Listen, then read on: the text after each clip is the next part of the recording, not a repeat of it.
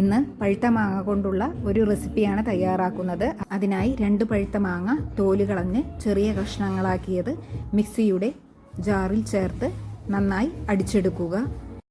ഇനി ഒരു പാൻ അടുപ്പത്ത് വെച്ച് നന്നായി ചൂടായി വരുമ്പോൾ അതിലേക്ക് 1 ടീസ്പൂൺ നെയ്യ് ചേർത്ത് കൊടുക്കുക.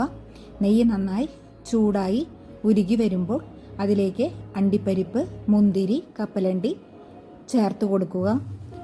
ഇനി മുന്തിരിയൊക്കെ നന്നായി വീർത്ത് വരുന്നതുവരെ ഇത് വറുത്തെടുക്കുക. ഇനി മറ്റൊരു പാത്രത്തിലേക്ക് മാറ്റാവുന്നതാണ്. ഇനി ഇതേ പാനിൽ തന്നെ കുറച്ചുകൂടി നെയ്യ് ചേർത്ത് കൊടുത്ത് അത് നന്നായി ചൂടായി വരുമ്പോൾ അതിലേക്ക് നമുക്ക് 1 കപ്പ് റവ ചേർത്ത് കൊടുക്കാം.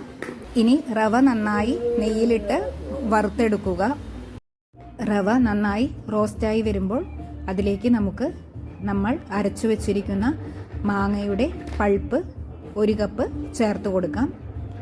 ഇനി ഇത് നന്നായി മിക്സ് ചെയ്തതിന് ശേഷം നമുക്ക് ഇതിലേക്ക് 1 കപ്പ് പാൽ കൂടി ചേർത്ത് കൊടുക്കാം. ഇനി ഇത് നന്നായി ഇളക്കി ഡ്രൈ ആയി വരുമ്പോൾ നമുക്കിതിലേക്ക് 1 കപ്പ് പഞ്ചസാര ചേർത്ത് കൊടുക്കാം. ഇനി ഇത് നന്നായി മിക്സ് ചെയ്ത് പാകമായി വരുമ്പോൾ ഇതിലേക്ക് 1 നുള്ള് ഉപ്പ് ചേർത്ത് കൊടുക്കാവുന്നതാണ്. ഇനി ഇത് നന്നായി മിക്സ് ചെയ്ത് യോജിപ്പിച്ച് ഡ്രൈ ആയി വരുമ്പോൾ നമുക്കിതിലേക്ക് അണ്ടിപ്പരിപ്പും മുന്തിരിയും കപ്പലണ്ടിയും വറുത്ത് വെച്ചത് ചേർത്ത് കൊടുക്കാം. ഇനി ഇത് നന്നായി ഇളക്കി യോജിപ്പിക്കുക.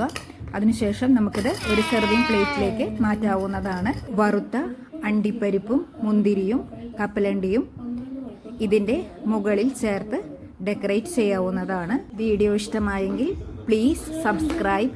Thank you.